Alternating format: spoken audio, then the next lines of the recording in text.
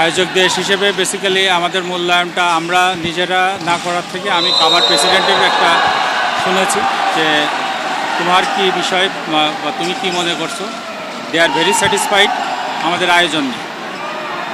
এই টাইপের আয়োজন করতে গেলে এটা আমাদের প্রথম আয়োজন, হয়তো কিছু ত্রুটি বিচ্যুতি থেকে থাকবে, কিন্তু আমরা মনে করি যে আমরা এটা সাকসেসফুলি কন্ডাক্টেড করতে পারছি। ভলিবল আমরা ইন্টারন্যাশনাল টুর্নামেন্ট এই ইয়ারে আর হবে না, নেক্সট ইয়ারে আমরা প্ল্যান করতেছি আরও 2টা টুর্নামেন্ট নেওয়া যায় কিনা। আর ডোমেস্টিক টুর্নামেন্ট বেশ কিছু থাকবে ইনশাল্লাহ। আমরা ভলিবলকে ভাইব্রেন্ট করার জন্যে যেটা করার দরকার সেই উদ্যোগগুলো ইনশাল্লাহ আমরা নিব। বাংলাদেশের পারফরমেন্স আমরা আশা করেছিলাম যে বাংলাদেশ ফাইনালে যাবে, কিন্তু ব্যাক টু ব্যাক খেলার কারণে আমাদের ছেলেদের জন্যও এটা একটা অনেক দিন পরে দীর্ঘদিনের বিরতিতে আসলে এটা তাদের জন্য একটা এক্সপেরিয়েন্স। তারা ভালো করতে পারে নাই আমি বলবো।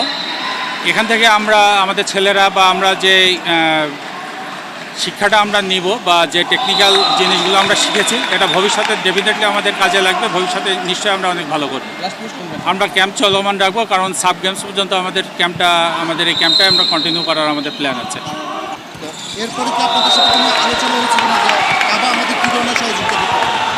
কাভার প্রেসিডেন্টের সাথে আমাদের আলোচনা হয়েছে।